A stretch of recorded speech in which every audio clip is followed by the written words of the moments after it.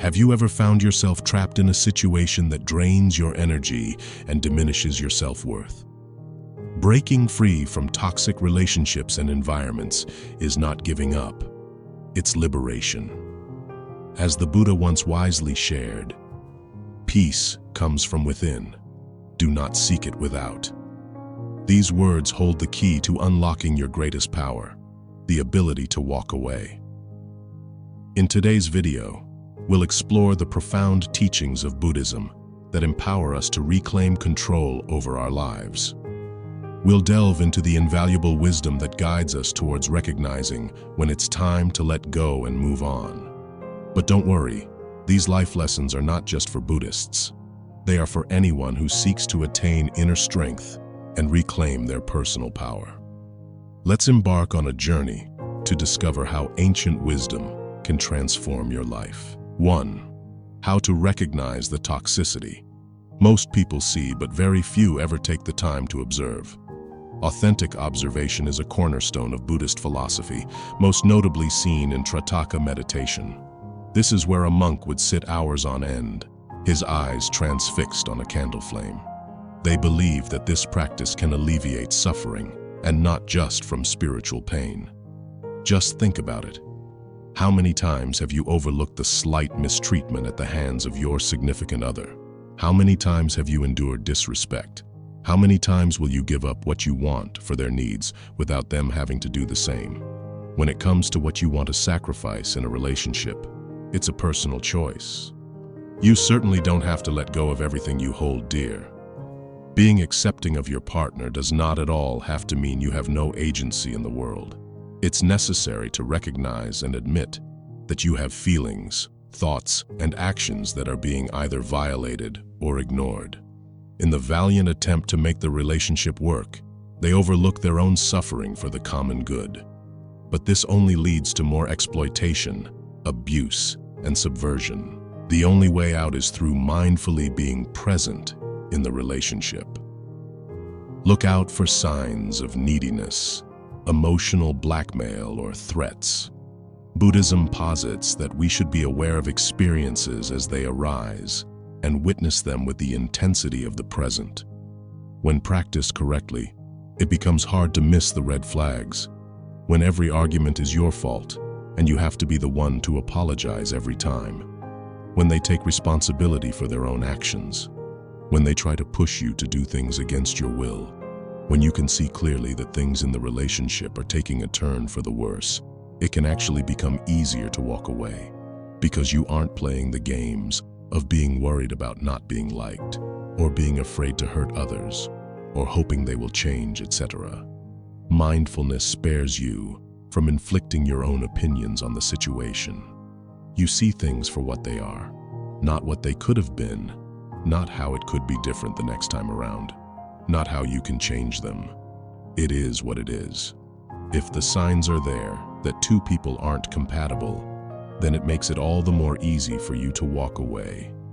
In the wise words of Buddha, no one saves us but ourselves. No one can, and no one may. We ourselves must walk the path. 2. Why walking away liberates you. It's quite alarming that most people in toxic relationships are aware that they are in a toxic relationship. So why would they choose to stay with their choices knowing it will harm them? Because they fear change. They dread the thought of having to go out and begin all over again. They succumb to the sunk cost fallacy. Since they have already invested so much into a failing relationship, it doesn't make sense to back out now and potentially lose all the reward. The Buddhists, of course, discovered this fallacy several thousand years ago. They call it anicca, or impermanence. Why did you find yourself staying in a toxic relationship? Stockholm syndrome, financial dependency, fear of not finding another one, pressure from the family, not wanting to split up a marriage when raising a kid. These points sound valid in our head. For a lot of people, by the time they articulate how they're being hurt, they've already rationalized it somehow. Either they feel like they deserve it, or they feel like they're overstating how bad it is. Mindfulness from the previous step can help them break free from these self-imposed stigmas. The next and more pertinent step is to detach. There's no easy way to do this. The only real way to do it is stop lying to yourself and be honest about how the current situation makes you truly feel, how it's made you feel for a while now, and why that's irreconcilable with the relationship. Thich Nhat Hanh emphasized to people, would you be happy if your child never grew up at all and was always just a sweet 3-year-old child? Such a thing would be a tragedy. You're not supposed to be comfortable with impermanence. Rather, impermanence can act as a stimulus to find something better. How will you grow if you are shackled by a haunting relationship? How will you see yourself blossom into the beautiful rose if you never learn to move on?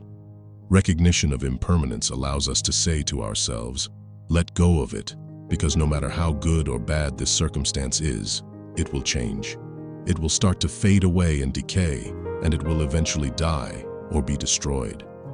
There is immense power in contemplation of impermanence because it stops us from second-guessing yourself, and it makes it all the more easier to walk away from pain, grief, and lamentation.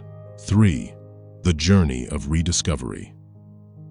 The final step of letting go is allowing yourself to rebuild the broken recesses of your mind.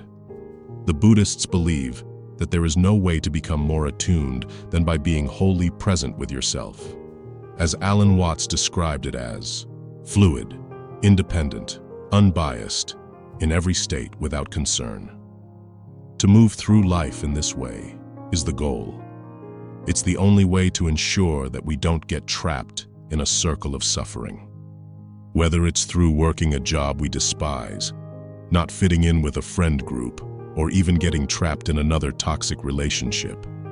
But what does without concern look like in practice?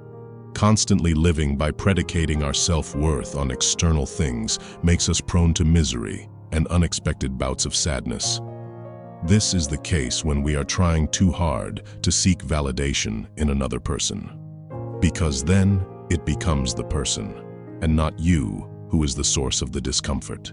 While it is true that we can't completely separate ourselves from the people around us, we can learn to become more by becoming more transparent with ourselves.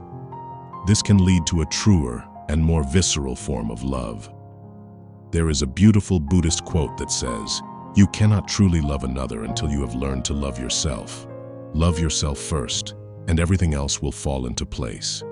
We can use our leisurely pastimes as a way of broadening our soul. Whether it's making time for learning a new instrument, taking long walks, or spending time with loved ones, it is the only way to be at one with ourself. Meditation is also a great supplement. But experiencing life confined to the clutches of confrontational and exhaustive feuds deprives us from the pleasure of true experience. People are hardly the easiest beings to contend with, but a far greater opponent is our own ego. No enemy in the world can sabotage you, cripple you, and systematically destroy you better than your own mind. No relationship is ever difficult, except that we make it so. By opening up ourselves to really experience the truth behind a relationship, detaching ourselves from consequences and living as free as the wind, we see that a turbulent relationship isn't all that scary.